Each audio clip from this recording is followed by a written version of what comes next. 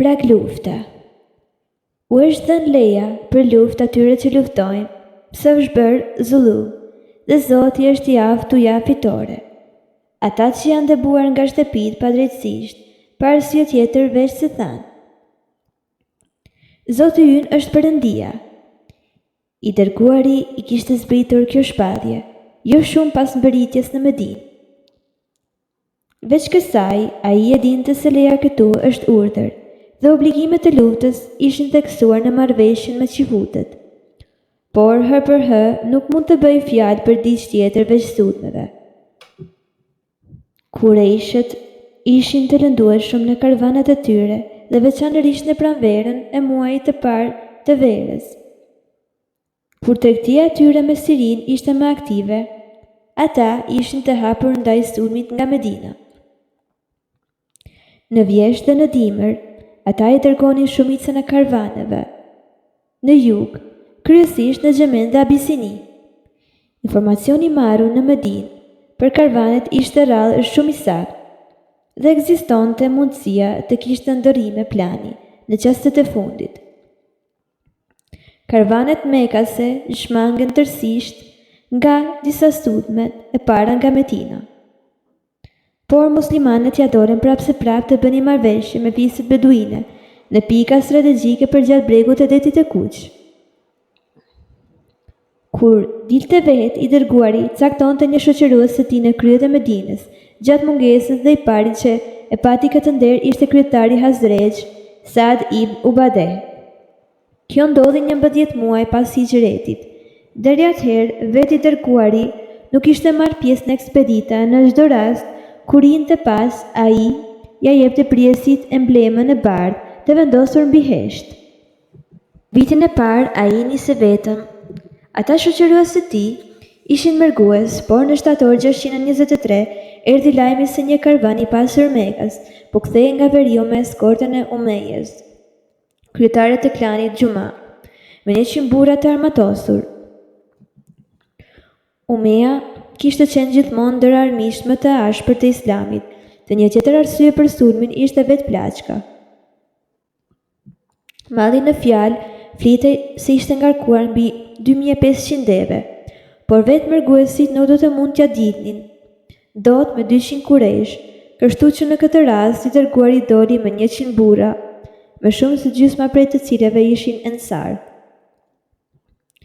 Mirë po, edhe kësaj here, informacioni kishte qenë i pasakt dhe nuk pati ndeshje. Ata humben gjithashtu një 3 muaj më pas, një tjetër karvan të pasur më pak të ngarkuar, të cilin Shemsiti Ebu Sufjan po drejtonte për në Siri. Lajmi për të kishte ardhur tepër vonë, dhe kur i dërguari me të tijet kishin bërritur Ushejrën në luginën e Jenbuz, që i hapet detit e Kuq në jugperëndim të Medinës, karvani kishte kaluar, por Ebu Sufjani do të kthehej së shpejti nga Siria, basi me një ngarkesë edhe më të pasur. Dhe atëherë, me lejen e Zotit, ata nuk do të dështonin t'i zinin prit. Donse ende nuk ishte pasur luftim. Kurejshet ishin tashmë vigjilues për rrezikun e një armiku të vendosur në Jethrib, por atyre u duke se kjo nuk do t'u ndikonte asesi tregtin me jugun. Ata do të kthjelloheshin shpejt, sepse i dërguari i erdhën fjalë për një karvan të nisur nga Gjemeni, dhe ai dërgoi kushërinin e tij Abdullah ibn Gjash, me 8 muhaxhir që ta prisnin afër Nahles, midis Taifit e Mekës. Ishte Rexhep, njëri prej 4 muajve të shenjtë, dhe i dërguari nuk i dha udhëzime Abdullahut për të sulmuar karvanin, por thjesht t'i sillte habere. Padyshim, ai dëshironte të shihte se sa mirë ruheshin karvanet jugore për aksionet e ardhshme ndaj tyre. Jo shumë pasi mërguesit bëriten në destinacion dhe fushuan në një pikë të favorshme, jo larg rrugës kryesore, një karvan i kurejshëve kaloi afër tyre, dhe pastaj ndaloi e fushoi aty pranë, pa vetdije për praninë e tyre.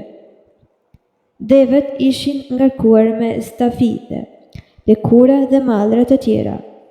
Abdullahu dhe shoqëruesit e tij ishin në dilemë.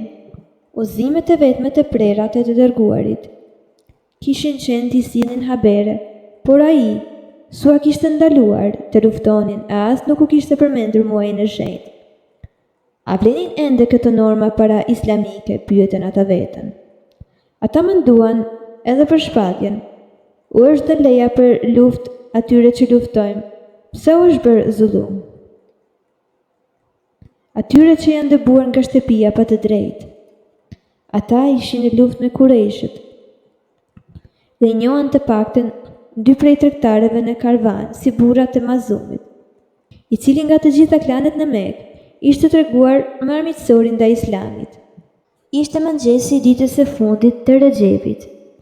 Djeli do të sillte Shabanin, që nuk ishte muaj i shenjtë, por deri atëherë, edhe pse të pambrojtur më nga kalendari, armiqtë të tyre do të mbroheshin nga largësia, sepse do ta kishin mbërritur vendin e shenjtë dhe pas goxha ngurimi vendosën të sulmonin. Shigjeta e tyre e parë goditi një burr nga Kinde, bashkëfederuesi Abdu Shemseve, me çrast Uthmani, njëri nga Mazumasit, dhe Hakami. Një i liruar u dorëzua, mirë po vëllai Uthmanit në ufeli, iku në Mekë. Abdullahu dhe të tjerët i morin robërit bashkë me debet dhe mallin në Medinë. Ai ndau një të pestën e prist për të dërguarin, duke ndarë pjesën e mbetur mes shoqëruesve të tij dhe vetës. Por i dërguari refuzoi të pranonte gjë dhe tha: "Nuk ju kam urdhëruar të luftoni në një muaj të shenjtë."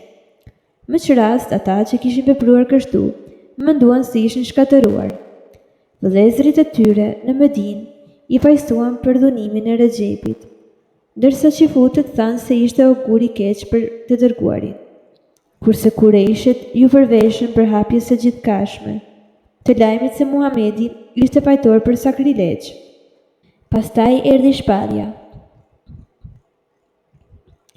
Të pyesin për muajin e shenjtë dhe luftimin e të.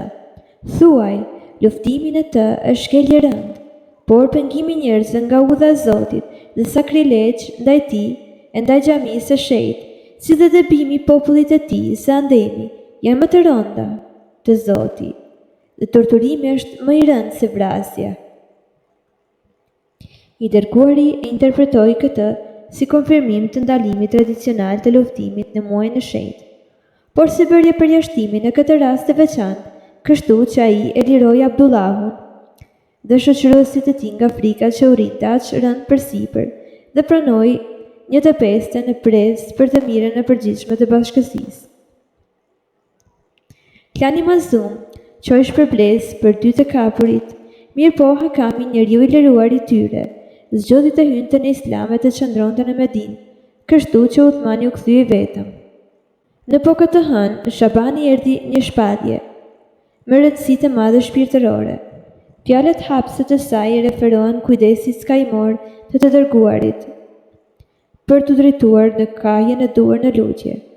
Në xhami, drejtimi që i vendosur nga mihrabi, kamarja e lutjes në murin e Jeruzalemit.